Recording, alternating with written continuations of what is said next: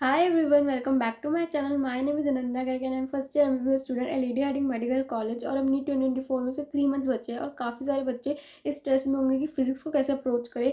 Mock test में marks नहीं आ रहे होंगे, क्वेश्चन सॉल्व नहीं हो रहे होंगे। तो ये सेम सिचुएशन मेरे साथ भी थी जब लास्ट ईयर मैं प्रिपेयर कर रही थी नीट 2023 के लिए। तो मैंने अपनी प्रिपरेशन 4 मंथ्स में की थी। मैंने जनवरी में स्टार्ट किया था और मेरे को भी सेम क्वेश्चन थे कि कैसे फिजिक्स को इंप्रूव करूँ, क्योंकि मेरे फर्स्ट अटेम्प्ट में फिजिक्स में बहुत कम मार्क्स थे, लेस देन 100, और मुझे समझ नहीं आ रहा था फिजिक्स कैसे करूँ क्योंकि मुझसे हो ही नहीं रही थी। तो फिर मैंने कुछ स्टेप्स फॉलो करे जिसके बाद मेरा स्कोर नीट 2023 में 158 था आउट ऑफ 180। तो इस वीडियो में मैं आपको ये बताऊंगी कि मैंने कैसे अप्रोच किया था और आपको कैसे करना चाहिए ताकि आपका स्कोर 150 प्लस जाए। So now let's start the video.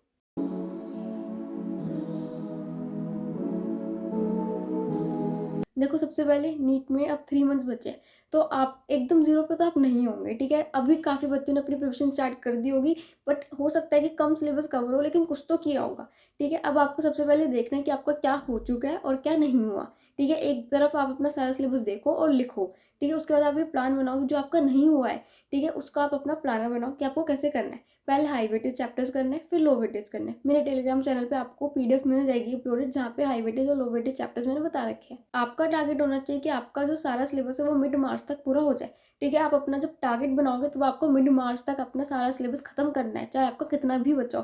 क्योंकि अगर आप मिड मार्च तक का बनाओगे ना, तो ऑफकोर्स कहीं ना कहीं आपका थोड़ा बहुत डिले हो ही जाएगा। ये बात आपको माननी पड़ेगी। जो हम लिखते हैं कि इस दिन ये करेंगे, इस दिन ये करेंगे, 100% वैसा नहीं चलता, ठीक है। उसमें भी अप्स एंड डाउन्स होते हैं, कभी हो जाता है, कभी नहीं हो पाता, कुछ रीजंस हो जाते हैं। तो इसलिए हम पहले ही अपना टारगेट अगर कम का रखें ताकि अगर डिले भी हो जाए तो हमें कोई इफेक्ट ना हो उस चीज़ का। आप अपना प्लान मिड मार्च तक का बनाओ कि आपको मिड मार्च तक सिलेबस करना है। तो अगर आपका कहीं पे 1-2 दिन का बफर भी होगा या आपका डिले भी होगा, कोई रीजंस होंगे, ठीक है, आप नहीं कर पाए होगे, किसी दिन आपकी पोटेंशियल डाउन हो गई होगी, आप डीमोटिवेटेड होंगे, कुछ भी हो सकता है, ठीक है। तो उसके बाद भी आपका एटलीस्ट 20-21 मार्च तक सिलेबस खत्म हो जाएगा।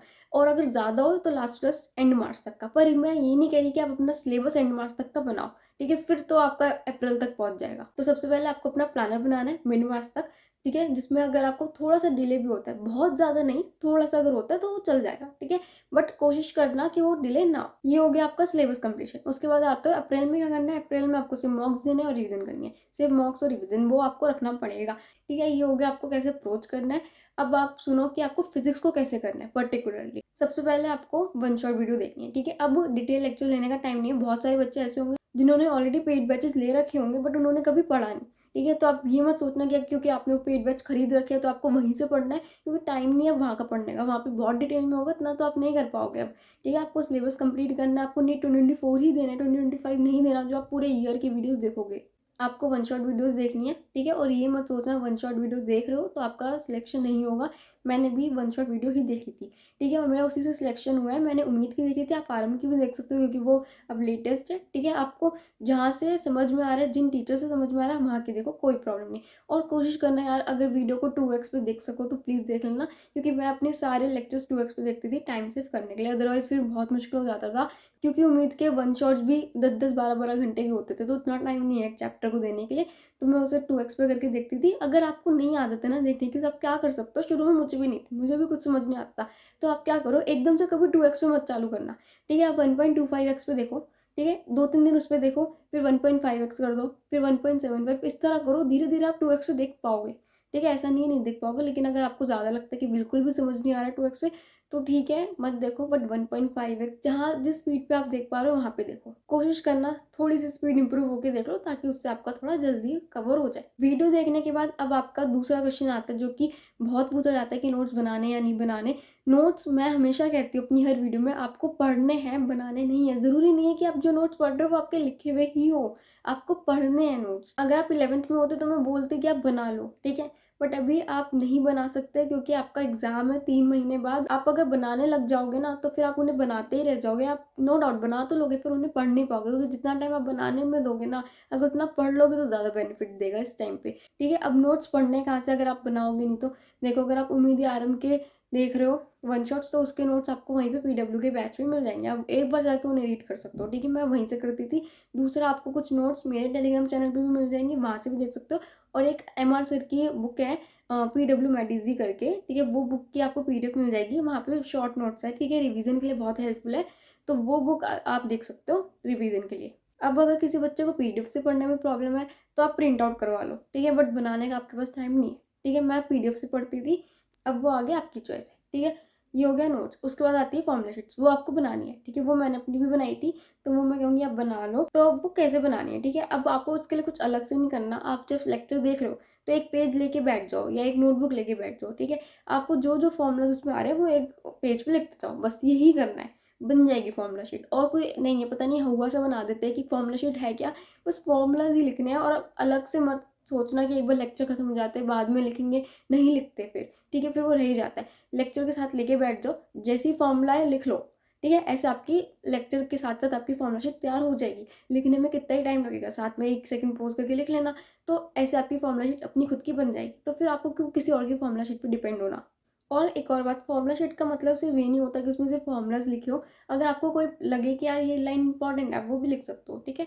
पर इंपॉर्टेंट पॉइंट्स के मतलब ऐसे नहीं कि आप पूरा उसे फिर थ्योरेटिकल कुछ बना दो, ठीक है। अल्टीमेटली वो फॉर्मूलाज ही होने चाहिए, पर आप कुछ इंपॉर्टेंट पॉइंट उसमें लिख सकते हो, जो साथ साथ आपके जब आप फॉर्मूला शीट्स रिवाइज करो तो उसके साथ साथ आपके वो पॉइंट्स भी रिवाइज हो जाए। एंड अगर आपको as a sample formula sheet चाहिए तो वो मेरे टेलीग्राम चैनल पे अपलोडेड है, आप जाके उसे ज्वाइन कर सकते हो। वहाँ पे आपको फॉर्मूला शीट्स पिंड मिल जाएगी, एक बार देख लो, ठीक है। उस तरह आपको बनानी है, उसकी हेल्प ले लो, उस तरह आप अपनी बना सकते हो, ठीक है। ये हो गया आपका फॉर्मूला शीट। उसके बाद आपको करनी है क्वेश्चन प्रैक्टिस। क्वेश्चन आप किसी भी बुक से कर सकते हो, 80 to 120 क्वेश्चन प्रैक्टिस कर लो फिलहाल, क्योंकि उसके बाद आपको रिवीजन के टाइम पे, फिजिक्स में revision is all about question practising, तो आपको क्वेश्चन ही प्रैक्टिस करना है, मॉक टेस्ट में क्वेश्चन प्रैक्टिस करना है, तो आगे भी आपकी हो जाएगी।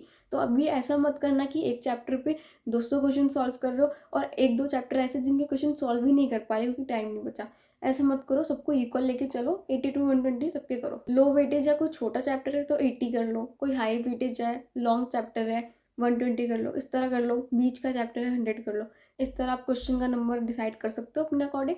तो ये आपको सॉल्व करने हैं ना वन गो, ठीक है। जब आप एक बार सिलेबस कंप्लीट करो उसके साथ आप किसी भी बुक से कर लो जो भी आप सॉल्व करते आ रहे हो पहले से। बट इनकेस अगर आप ऐसे बच्चे हो जिनका ये क्वेश्चन रहता है कि यार हम लेक्चर देखते हैं हमें सब कुछ समझ में आ जाता है, लेकिन जब हम क्वेश्चन सॉल्व करते हैं तो हमसे कुछ होता ही नहीं है, तब हम एकदम ब्लैंक हो जाते हैं। हमें हमें फॉर्मूलाज भी आते हैं पर हमसे अप्रोच नहीं हो पाता हमें कैसे करना है, ठीक है। तो मैं भी सेम ऐसी ही स्टूडेंट थी, ठीक है। फिजिक्स में मेरा यही रहता था कि मेरे को समझ में आ गया है, मुझे फॉर्मूला याद है पर मुझसे क्वेश्चन सॉल्व नहीं हो रहा। तो मैंने तमन्ना मैम की 7777 क्वेश्चन सीरीज को फॉलो किया था, क्योंकि वो उसी साल निकली थी और मुझे वो आइडिया बहुत इनोवेटिव लगा था और मुझे ऐसा लगा था कि यार शायद इस सीरीज़ से कुछ हेल्प हो सकती है। एंड थैंकफुली वो हुई, ठीक है। मेरा जो भी स्कोर आया है वो सीरीज़ की वजह से आया है, बिकॉज मतलब मैं फिजिक्स में बिल्कुल भी अच्छी नहीं थी और उसी सीरीज़ से वो मेरा स्कोर इंप्रूव हुआ है, क्योंकि वहाँ पे जो मैम का मोटिव है उस सीरीज़ के बिहाइंड वो बहुत यूनिक है। एक तो वहाँ पे उन्होंने डिफरेंट बुक्स के खुद वो नीट लेवल के क्वेश्चन लेकर आती हैं, ठीक है, वो सॉल्व करवाते हैं, तो हमें कोई और बुक करने की ज़रूरत नहीं है, हम वो क्वेश्चन कर ले इनफ है, ठीक है। पहली बात तो क्वेश्चन प्रैक्टिस के लिए वो सीरीज़ इनफ है। मैंने सिर्फ वो सीरीज़ फॉलो की थी, मैंने उसके अलावा कोई और बुक कुछ नहीं लगाया था, क्योंकि मेरे पास टाइम भी नहीं था, ठीक है। अगर मैं पहले से प्रिपरेशन करती 1 साल 2 साल तो शायद यूज़ करती, बट 4 महीने में मैंने सिर्फ वो सीरीज़ की थी और कोई मैंने बुक नहीं की। तो वो सीरीज़ पहली बात तो in terms of question practice वो सीरीज़ इनफ है। दूसरा, वहाँ से हम क्वेश्चन को अप्रोच करने का तरीका सीखते हैं।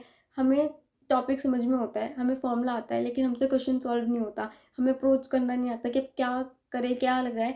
तो वहाँ पे मैम ने जिस तरह से वो एक्सप्लेन करा है वो आप सीख जाते हो, मैं सीख गई थी, आप भी सीख जाओगे। तो अगर आप ऐसे स्टूडेंट हो तो प्लीज़ आप उस सीरीज़ को रेफर करो, क्योंकि उससे ज़्यादा आपको कोई और इस वक्त हेल्प नहीं कर सकता। एंड ट्रस्ट मी, एक बार वो सीरीज़ कर लो आपका स्कोर 100% इम्प्रूव होगा। शुरू में एकदम से नहीं होगा। कभी आप सोचो यार एक वीडियो देख लिया अब देखते हैं हमसे क्वेश्चन सॉल्व हो रहे हैं नहीं हो रहे, ऐसे एकदम से कभी कुछ नहीं होता। शुरू में एकदम से आपको इंस्टेंट रिजल्ट्स कहीं पे भी नहीं मिलेंगे। आप लगातार वो सीरीज़ को फॉलो करोगे ना, आपको रिजल्ट मिलेगा, ठीक है। एक टाइम पे मिलेगा, थोड़ा लेट मिलेगा पर रिजल्ट मिलेगा। तो आपको बस वेट करना है और उसे कंसिस्टेंटली फॉलो करना है, तो आपका रिजल्ट भी इंप्रूव होगा। अब बात आती है उस सीरीज़ को करना कैसे है, ठीक है। ऐसा मत करना कि वो वीडियो चला के बैठ गए हो सुन रहे हो, फिजिक्स सुनने से नहीं होती, ठीक है। कभी ऐसा करो, आपको क्या करना है, आपको एक नोटबुक लेके बैठना है, ठीक है, और वहाँ पे वो वीडियो खोलनी है, आपको क्वेश्चन खोलना है और सॉल्व करना है। कर पा रहे हो, ठीक है, क्वेश्चन सॉल्व करना है, उसके बाद आंसर चेक करना है। अगर आप कर पा रहे हो, आपका आंसर सही आया तो फिर आगे चले जाओ सेकंड क्वेश्चन पे। लेकिन अगर आपसे नहीं हुआ, ठीक है, तो फिर आप चालू करो और एक्सप्लेनेशन समझो और फिर ये देखो कि आपसे क्यों नहीं हुआ, कहाँ गलत थे आप, कौन सा स्टेप पे आपने गलती करी कि आप क्वेश्चन समझ नहीं पाए, क्या आप फॉर्मूला गलत लगा रहे हो, क्या आप कोई और फॉर्मूला लगा रहे हो, कैलकुलेशन मिस्टेक हो रही है, क्या गलती हो रही है। वो चीज़ देखो और वो फिगर आउट करो। अल्टीमेटली वो हेल्प करेगी आपके मार्क्स इंप्रूव करने में। जब आपको ये पता चलेगा ना कि कहाँ आप गलत जा रहे हो, तब आपको पता चलेगा कि कैसे सही जाना है। तो इस तरह आपको वो सीरीज़ को फॉलो करना है और एक तरफ आप लिख लेना कि आपसे कौन से क्वेश्चन एक बारी में नहीं हुए हैं, ताकि आप जब दोबारा रिवाइज करो तो आप उन क्वेश्चंस को एक बार देख लो कि अब आपसे हो रहे हैं या नहीं हो रहे। ठीक है, इसके बाद आपको लास्ट आता है मॉक टेस्ट, जो देना है, जो आपको स्किप नहीं करने किसी भी हालत में। मॉक टेस्ट बहुत ज़रूरी है। ज़्यादा क्या होगा, मार्क्स कम आएंगे। मैं अपना बताती हूँ, मुझसे भी बहुत सारे बच्चे पूछते हैं कमेंट में कि मेरा इस टाइम तक कितना % सिलेबस हो गया था और कितने मार्क्स आते थे। तो मैं बताती हूँ, मेरा इस टाइम तक करेंटली मेरा 40% के अराउंड सिलेबस हुआ था। ठीक है, और उसके बाद मेरा ओवरऑल पूरा सिलेबस मिड मार्च तक हुआ था। और मॉक टेस्ट मैं इस टाइम पे पार्ट टेस्ट दे रही थी, क्योंकि फुल सिलेबस मॉक टेस्ट मैंने मार्च में ही स्टार्ट किए थे, अराउंड सेकेंड वीक के आसपास। तो पार्ट टेस्ट में मेरा स्कोर अराउंड 550 के आसपास जाता था, जो कि बहुत ज़्यादा स्ट्रेसफुल था, बिकॉज मेरे पहले भी स्कोर 575 पे आके अटका था। तो मुझे वही स्ट्रेस रहता था कि यार इस बार भी अगर सेम हो गया तो, अगर नहीं हुआ तो स्ट्रेस बहुत था। पर मैंने मॉक टेस्ट देना छोड़ा नहीं। मैं मॉक टेस्ट जितनी बार भी देती थी ना, उतनी बार स्ट्रेस होता था, क्योंकि मेरा वही स्कोर आता था सेम जो मेरा पिछले साल था। तो वही लगता था, अगर यार सेम फिर से आ गया तो फिर ड्रॉप लेने का कोई फ़ायदा ही नहीं हुआ, क्या मतलब है इतनी प्रिपरेशन करने का फिर से। तो वो थॉट्स फिर से रहते थे। पर अगर मैं छोड़ देती, मॉक टेस्ट ही ना देती, तो फिर तो आज शायद ही सीट ही ना होती। मुझे पता होता था कि मैं मॉक टेस्ट दूंगी, मार्क्स कम आएंगे, मुझे स्ट्रेस होगा, डीमोटिवेशन होगा, फिर से वही सब थॉट्स आएंगे, पर फिर भी देती थी, क्योंकि पता है कि अल्टीमेटली ये हेल्प करेगा कभी ना कभी। छोड़ने से तो कुछ नहीं होगा। अगर वो सीट चाहिए तो फिर ये सब देना पड़ेगा, इन सब से गो थ्रू करना पड़ेगा। तो वही सेम चीज़ आपके साथ है। आप दो, मार्क्स कम आएंगे, आपको पता है कम आने के बाद आप होंगे डिमोटिवेट, ठीक है, बट छोड़ने से तो कुछ भी नहीं होगा ना। डीमोटिवेशन होगा, मेरी मोटिवेशनल वीडियो सुन लेना, वो भी बना दूंगी आपके लिए। ठीक है, सब कुछ कर दूंगी, पर मॉक टेस्ट देना मत छोड़ना। अगर आपका भी सिलेबस नहीं हुआ तो पार्ट टेस्ट दे दो, और अपना वही सेकंड वीक ऑफ मार्च से, या फिर अगर आपका पहले हो जाता है तो मार्च से अपने आप full syllabus mock test start कर देना। और लास्ट मिड मार्च से तो करना ही है। ठीक है, चाहे कितना भी हो सिलेबस, पर करना पड़ेगा मिड मार्च से। ठीक है, और जो भी रिजल्ट आता है मॉक टेस्ट में, घबराओ मत। ठीक है, सब अच्छा होगा एट द एंड। इन्हीं मॉक टेस्ट का आपको फाइनल रिजल्ट मिलेगा। तो बस आप अपनी मेहनत कंटिन्यू करो। So this is all about this video. I hope you guys like the video. If you like the video, then please hit the like button. Do subscribe to my channel and share it with your friends as well. And Telegram channel join कर लेना please. वहाँ पे बहुत सारा content है आपके लिए, एक बार जाके आप देख लो। एंड हाँ, एक और चीज़ जो मैं बोलना भूल गई वीडियो में, आपको PYQs भी सॉल्व करना है। ठीक है, लास्ट 36 ईयर्स की PYQs की बुक आपको मेरे टेलीग्राम चैनल पे मिल जाएगी, फिजिक्स की भी।